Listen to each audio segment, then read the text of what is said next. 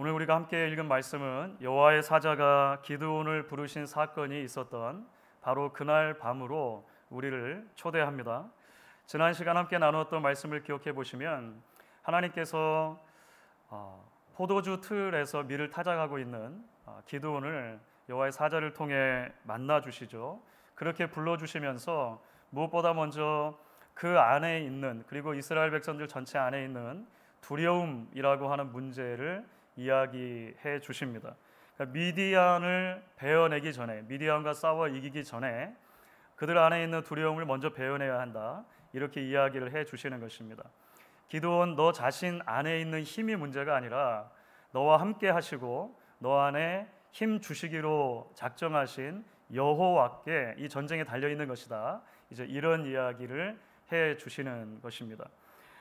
오늘 이제 이어지는 본문 보시면 오늘 첫 번째 두 구절이 이렇게 되어져 있습니다. 25절과 26절인데요. 여러분 저와 함께 같이 읽어주시면 좋겠습니다. 같이 읽습니다. 그날 밤에 여호와께서 기드온에게 이르시되 내 아버지에게 있는 수소 곧 7년 된 둘째 수소를 끌어오고 내 아버지에게 있는 바알의 제단을 헐며 그 곁에 아세라상을 찍고 또 이 산성 꼭대기에 내 하나님 여호와를 위하여 규례대로 한 제단을 쌓고 그 둘째 수소를 잡아 내가 찍은 아세라 나무로 번제를 드릴지니라 하시니라. 자, 이제 하나님께서 미디안과의 전쟁을 하기 이전에 또 하나 베어내야 할 것이 있다 말씀하는 것입니다. 바로 이스라엘 자손들 그 안에 깊이 뿌리 내리고 있는 우상의 문제, 우상 숭배의 문제를 다루고 계시는 것입니다. 무엇보다 먼저 여러분, 오늘 우리가 이 말씀을 읽으면서 사실 놀라게 되는 지점이 있습니다. 바알 제단과 아세라 상이 있는 곳이 어디냐 하면 다름 아닌 기드온의 아버지 집입니다. 그렇죠. 요아스의 집에 사실은 이 이방 신상을 위한 제단이 있었다라고 하는 거예요. 기드온의 아버지 집이면 기드온의 집입니다. 기드온이 살고 있는 집입니다. 제 아내가 이런 이야기를 들려준 적이 있어요. 어린 시절에 친구들이 집으로 전화를 걸면 종종 아버지께서 먼저 전화를 받으실 때가 있다는 거예요. 제 장인어른이죠. 먼저 받으시는 거예요. 친구들이 묻습니다. 거기 진아네 집이죠. 그러면 아버지께서 좀 장난 삼아서 그렇게 대답을 하신다는 거예요. 아니, 여기 진아 아빠 집이다. 이렇게 이제 농담 삼아서 이야기하신다는 거예요. 엄밀하게 말하면 아버지가 소유해 줄 거니까 아빠 집이 맞죠. 그런데 사실 그 가족 모두의 집이기도 한 것입니다. 그러니까 당연히 친구들이 전화해서 지난해 집이죠, 이렇게 묻는 것이죠. 가족은 그 한 공간에서 같이 살아가며 여러 경험을 나눕니다. 앞으로 계속해서 나누게 될 그런 공동의 경험들을 함께 만들어가는, 함께 이야기를 써가는 것이다라고 말할 수가 있겠죠. 여러분, 기드온이 아버지 집에 있는 바알 제단과 아세라 상의 존재를 전혀 몰랐을까요? 자, 그러니까 지금 이 대목이 하나님께서 기드온에게 아버지의 비밀을 폭로하는 장면이겠냐는 것입니다. 기드온아, 너 사실 몰랐지? 너의 아버지 집 안에 어디 잘 보면 꽁꽁 감추어둔 바알 제단이 있고 아세라 상이 있으니까 그걸 찾아내 가지고 허물어라. 여러분, 이렇게 말씀하시는 게 아닙니다. 항상 보아왔던 그 제단과 그 상을 말하는 거예요.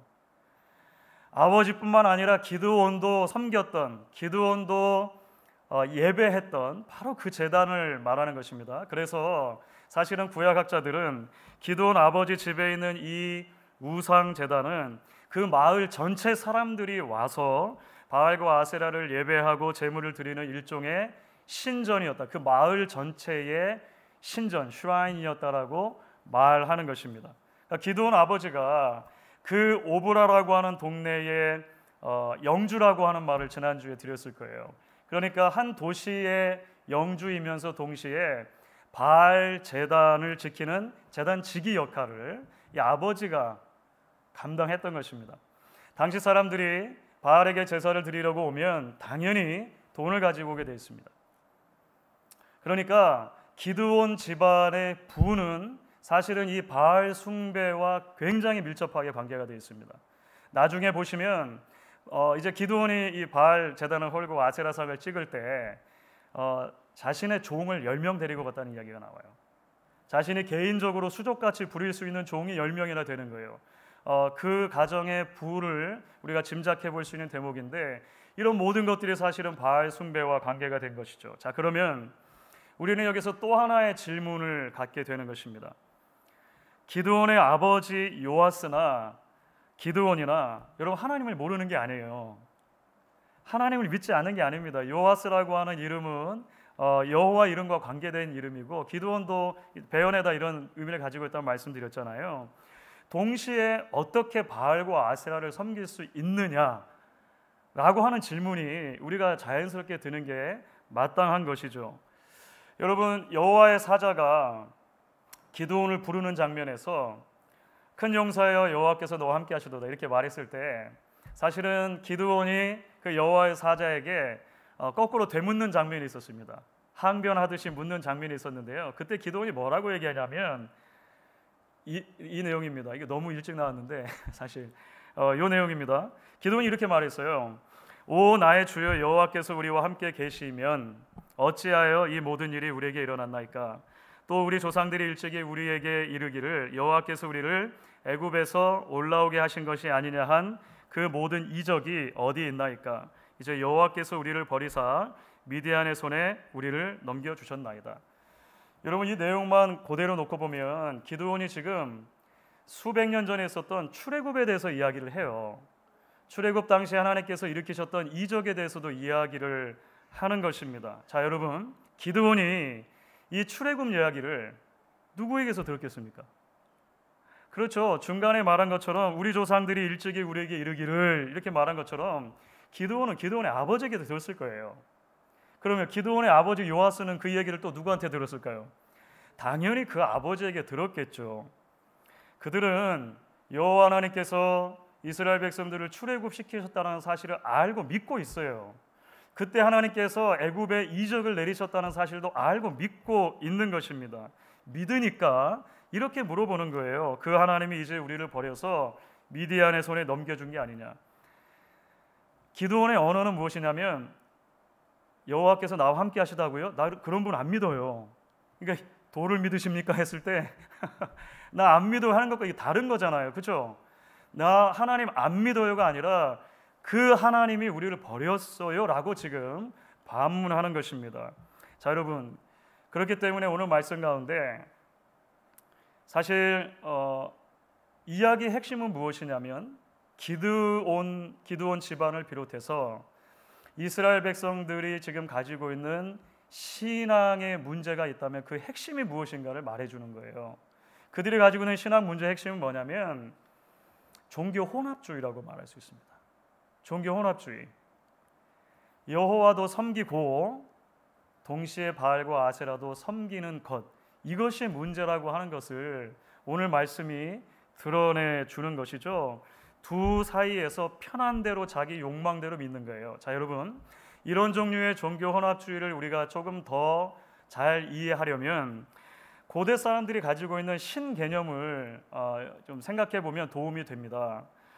고대 근동 사람들에게 있어서 신이 영향을 미치는 삶의 범주가 크게 네 가지의 레벨로 나뉩니다. 이거 조금 어려운 이야기일 수 있는데 들어보시면 이해가 되실 거예요. 고대 사람들은 어떻게 생각하냐면 신이 우리에게 영향을 미칠 수 있는 범주를 네 개로 나눠서 하나는 우주의 범주를 생각합니다. 우주의 레벨. 그 다음은 국가의 레벨입니다. 그 다음은 가문의 레벨이고 마지막으로 개인의 레벨을 생각합니다.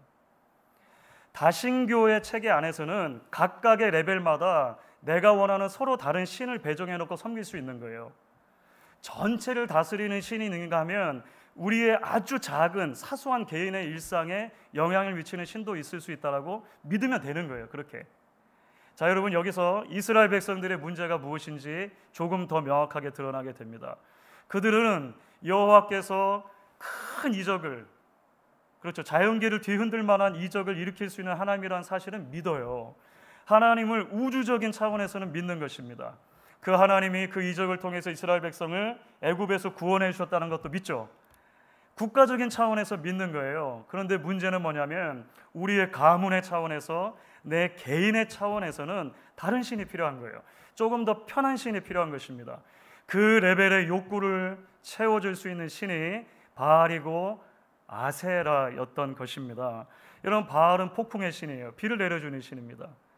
아세라는 풍요, 번영의 신입니다. 가나안 사람들은 적당히 제사를 드려서 바알과 아세라의 기분만 좋게 만들어주면 얼마든지 나의 개인적인 욕구를 그 바알과 아세라가 채워줄 수 있다라고 믿었던 것이죠. 이스라엘 사람들은 가나안 사람들이 가지고 있는 이 종교 체계를 적극적으로 껴안은 것입니다. 여호와 종교와 이 바알 종교를 섞어 놓은 것이죠. 어떤 레벨까지만 하나님이 역사해 주신다라고 생각하고 아주 작은 레벨에서는 그들이 가장 편하게 섬길 수 있는 바알과 아세라를 택한 것입니다. 그런데 여러분, 이것이 비단 이스라엘 백성들만의 문제이겠습니까? 기드온의 문제, 기드온의 아버지 문제, 그들이 살고 있는 도시인 오브라만의 문제이겠냐라고 하는 거예요. 몇 해 전인데 팬데믹 이전이긴 합니다. 미국에 이제 근거를 두고 있는 기독교 신문이 있는데 크리스천 투데이라고 하는 신문이 있어요. 그 크리스천 투데이에 이런 제목으로 기사가 한번 올라온 적이 있어요. 전보는 크리스천이라는 제목의 기사가 올라온 적이 있어요. 말 그대로 크리스천들 중에 무속인을 찾아가는 사람들이 많다, 이런 얘기를 하는 거예요. 그 기자가 이제 LA 한인타운에서 가장 용하다는 그 이제 점집을 본인이 방문해가지고 이제 그 무속인과 인터뷰를 하는 내용을 적어 놓았습니다. 이제 그 기자가 제일 먼저 찾아가서는 그렇게 이야기를 했다는 거예요. 사실은 내가 교회를 다니기 때문에, 크리스천이기 때문에 점집에 처음 오는데 이제 처음 찾아오는데 굉장히 좀 그 어려움이 있었습니다. 불편함이 있었습니다. 이렇게 이야기를 하니까 그 무속인이 뭐라고 대답을 했냐면, 아유, 괜찮아요, 걱정하지 마세요. 사실은 우리 집에 찾아오는 손님들 중에 99%는 교회 다니는 사람일 거예요. 이렇게 말했다는 거예요. 그러면서 심지어 목사님들도, 목회자들도 종종 찾아온다 이야기를 하면서 이분이 덧붙인 이야기가 굉장히 충격적이었던 것 같아요. 저하고 아주 친한 목사님이 있는데 그분은 심지어 선교지를 나갈 때 어디가 좋을지 찾아와 묻기도 합니다. 이곳을 찾는 대부분 목사님들은 특히 가정을 꾸리시기 때문에 특별히 이 물질과 관련해서 저한테 조언을 얻으러 오는 경우가 굉장히 많습니다. 이런 이야기를 했다는 거예요. 자, 여러분, 무속인을 찾는 그분들이 하나님을 막 전혀 믿지 않을까요? 하나님을 막 적극적으로 이 반대하고 부인하고 막 그럴까요? 아니죠, 아니죠. 그분들도 하나님께서 천지를 창조하신 창조주라고 하는 사실은 믿을 거예요. 하나님이 구원하시는 하나님이라는 사실도 믿을 거예요. 자, 문제는 무엇입니까? 문제는 오늘 당장 필요한 우리 집의 돈이 문제인 거죠. 내 결혼 상대 문제이죠. 자녀 대학의 문제이죠.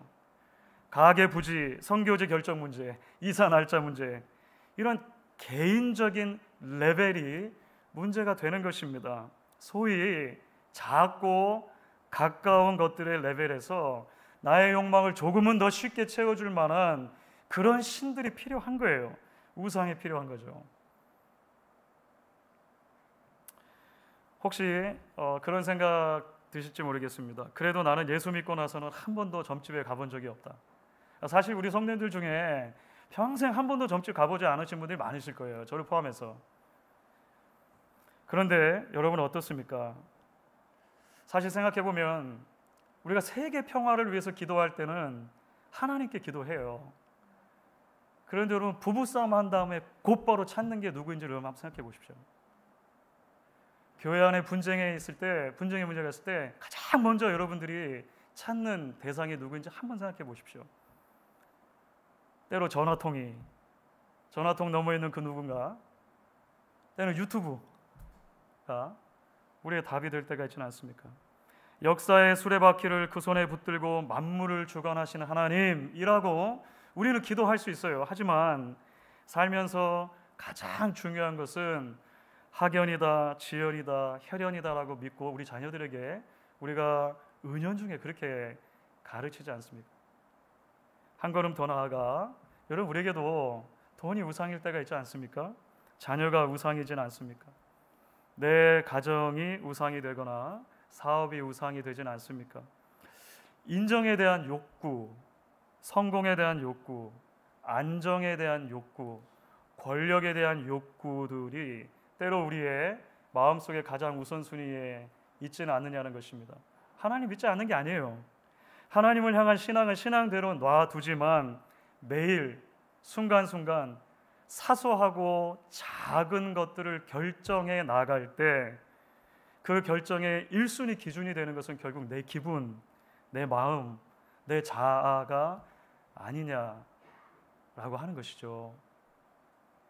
그렇기 때문에 여러분, 이제 오늘 말씀이 이후에 계속해서 어떻게 펼쳐나가는가를 살펴보는 것이 대단히 중요하다 생각됩니다. 여러분, 하나님께서 기드온에게 주셨던 명령이 있잖아요. 그 명령이 구체적으로 어떤 것이었죠? 크게는 두 가지로 나눌 수가 있잖아요. 먼저는 바알의 제단을 헐라는 거예요. 바알 제단은 돌로 만들어졌는데 그 돌단을 헐으라는 거예요. 그리고 아세라상을 찍어서 장작으로 만들라는 거예요. 보통 아세라상은 나무로 만들어져 있었기 때문에 그렇습니다. 이것이 하나의 명령이죠. 다 없애버려라. 그리고 또 하나의 명령은 뭐냐면 내 아버지 집에 있는 7년 된 둘째 수소를 잡아다가 산성 위에 누구나 다 볼 수 있는 곳에 제대로 된 율법대로 된 제단을 쌓고 그 수소로 번제를 드려라. 이런 말씀을 주신 것입니다. 여러분, 너무 구체적이잖아요. 왜 하필이면 하나님이 이런 명령을 주셨을까요? 왜 하필이면? 여러분, 파블로 피카소라는 화가를 아시잖아요. 그 피카소의 황소 시리즈라고 하는 그림이 있어요. 이렇게 생긴 그림입니다. 혹시 뭐가 보이십니까, 여러분?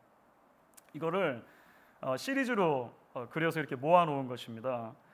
이 시리즈를 보면 피카소가 황소를 추상화해 나가는 과정에 담겨 있어요. 그러니까 제대로 된 황소 그림부터 시작을 하잖아요. 그래서 군더더기를 계속 제거해 보는 거예요. 계속 제거하고 제거해서 나중에는 선 몇 개만 가지고 황소의 본질만을 딱 담아내는 거예요. 물론 우리는 저 마지막 그림만 보고 호기롭게 말하곤 하죠. 야, 이거 우리도 그리겠다. 우리 아이가 그린 그림하고 별로 다르지 않다. 이렇게 말하지만 사실은 이 황소 그림을 그리기 위해서 피카소는 황소의 움직임을 한 달 동안 굉장히 면밀하게 관찰을 했다는 거예요. 그리고 나서 이제 이런 그림들을 그려가는 것입니다. 지난주에도 잠깐 소개해드렸던 그 박웅현 씨의 8단어라고 하는 책에 이 본질이라고 하는 꼭지가 하나가 있는데 그 본질이라고 하는 주제에서 이 그림을 내놔요. 사실 이제 이 그림은 광고계라든지 또는 이 입체파, 추상화를 그리는 사람들에게 불필요한 것들을 걷어내고 본질에 닿는 작업의 중요성에 대해서 말할 때 거의 텍스트와 같이 사용된다고 그렇게 들었습니다. 사랑하는 여러분, 왜 이런 말씀을 드리냐면요, 하나님께서 기드온에게 주신 명령은 사실은 신앙의 본질과 관계된 것입니다. 신앙의 본질. 무엇보다 먼저 하나님이 뭘 지금 드러내려고 하시는 거냐면 이스라엘 사람들이 그렇게 마음을 빼앗기고 있는 바알과 아세라의 본질이 무엇인가? 다시 말하면 바알, 아세라 신앙의 본질이 무엇인가를 드러내 보여주시는 거예요. 그런 것들을 다 제하고 나니까 뭐가 남는 거냐면 바알과 아세라 신앙의 본질이 무엇인지 아느냐? 사실은 아무런 구원의 능력이 없고 아무것도 할 수 없는 돌덩어리 나무 조각일 뿐이다. 다 걷어내면 돌덩어리가 남고 나무 조각이 남는 거예요. 그게 본질이라는 거예요. 자, 그래서 이 말씀은 이사야서 44장을 생각나게 하거든요. 하나님께서 너무나 적나라한 언어로 이스라엘 백성들의 우상 숭배가 가지고 있는 그 허상을 지적하시는 대목이거든요. 특히 사람들이 나무를 가지고 하는 다양한 일에 대해서 그 묘사하는 대목이 있어요. 저는 성경 전체를 통해서 볼 때 가장 탁월한 풍자, 세타이어라고 생각을 해요. 성경에 아마 이런 그 풍자적인 언어들이 있을까 생각하는데 이사야 44장 15절부터 17절까지 보면 이런 말이 있습니다.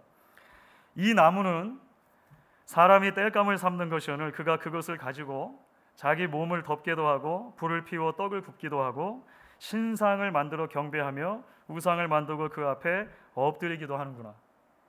그 중에 절반은, 그러니까 나무 하나를 가지고 절반은 불에 사르고 그 절반으로는 고기를 구워 먹고 배불리며 또 몸을 덮게 하여 이르기를 따뜻하다 내가 불을 보았구나 하면서 그 나머지 반쪽으로 신상 곧 자기의 우상을 만들고 그 앞에 엎드려 경배하며 그것에게 기도하여 이르기를 너는 나의 신이니 나를 구원하라 하는도다.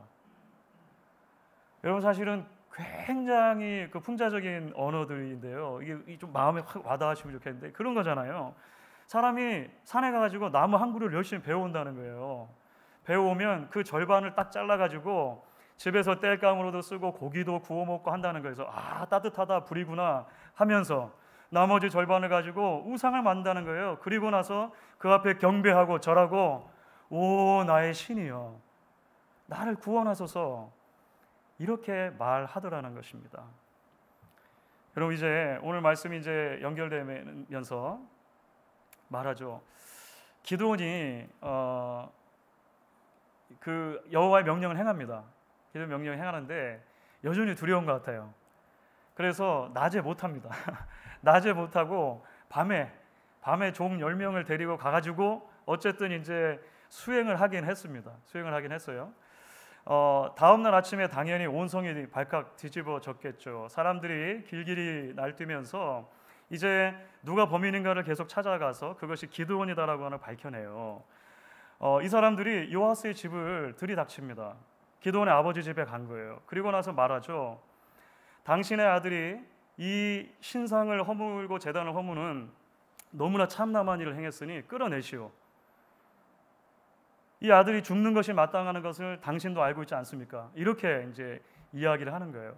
이게 무슨 말이냐면 신의 저주를 두려워하는 거죠. 그렇죠.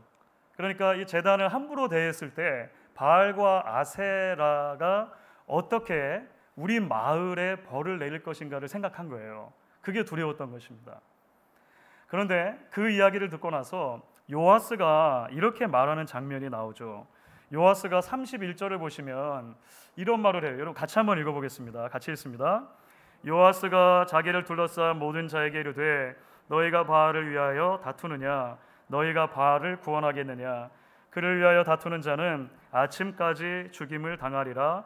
바알이 과연 신일진데 그의 제단을 파괴하였은즉 그가 자신을 위하여 다툴 것이니라 하니라.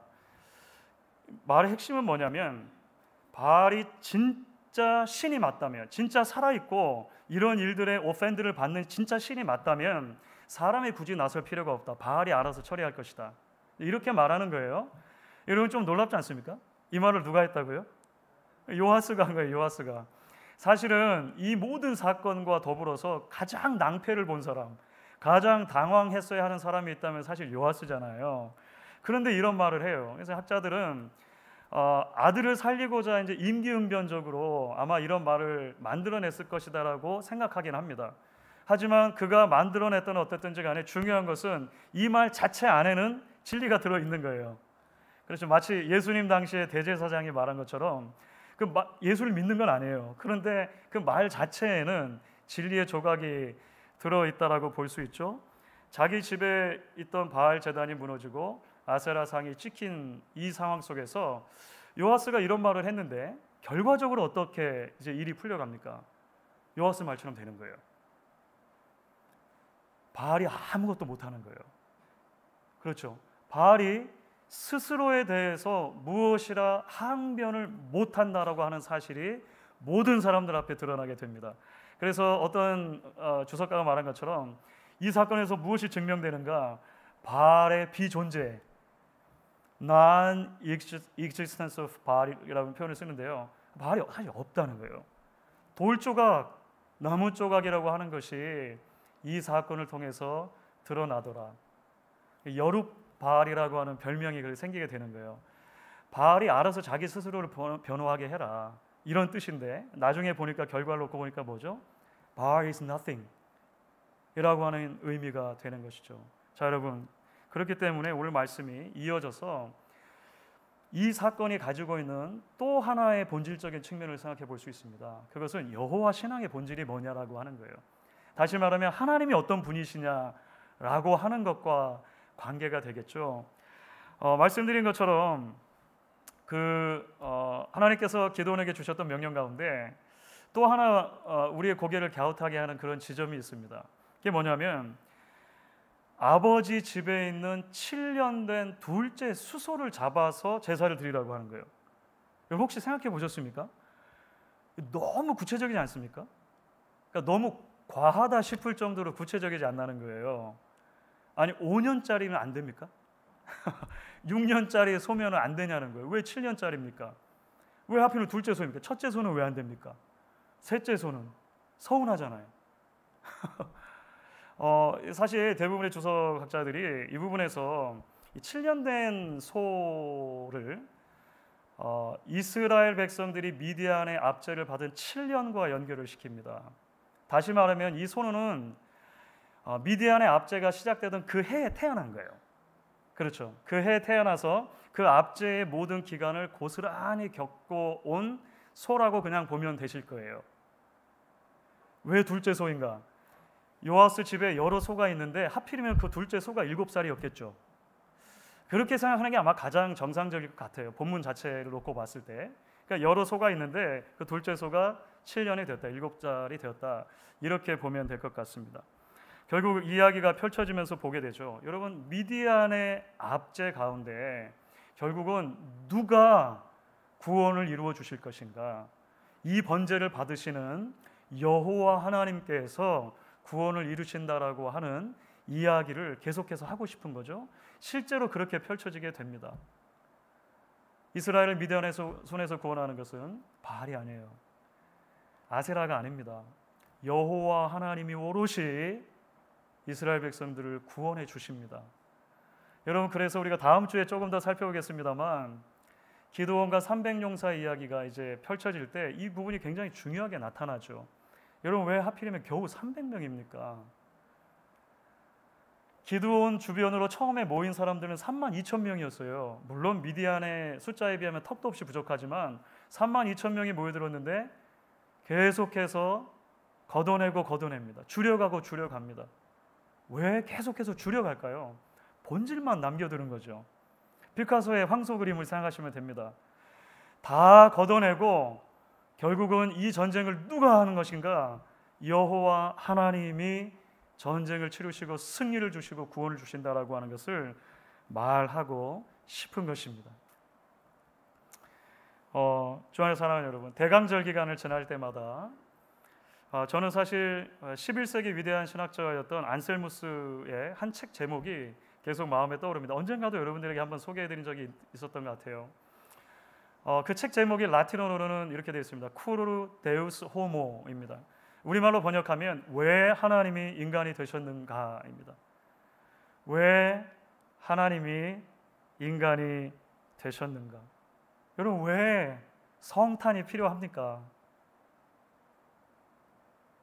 복음 주변에 덕지덕지 끼어있는 온갖 불필요한 것들을 다 제거하고 나면, 그래서 복음의 본질이 무엇인가만 우리가 다시 기억하면 결국은 그 답은 이 한 문장으로 요약이 될 거예요. 우리가 너무나 잘 아는 요한복음 3장 16절이죠.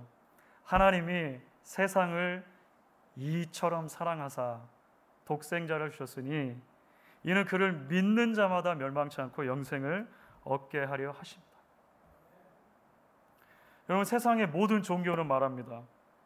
당신의 정성과 희생으로 신의 호의를 사라. 여러분, 이것이 모든 종교의 기본입니다. 바알 아세라 종교는 마찬가지입니다. 당신의 정성과 희생이 먼저 있어야 신의 호의가 주어질 수 있다는 것입니다. 하지만 성경적인 신앙은 이렇게 말해요. 하나님의 무조건적인 호의가 먼저 있었다는 것입니다. 은혜가 먼저 있었다는 것입니다. 그 은혜가 당신의 아들을 우리 위에 주셨다라고 설명을 합니다. 여러분, 오늘 기도원 이야기를 읽으며 우리는 다시 한번 그래서 복음 이야기로 초대를 받는 것이죠. 우리가 아직 죄인 되었을 때에, 우리가 여전히 우상 숭배자였을 그때에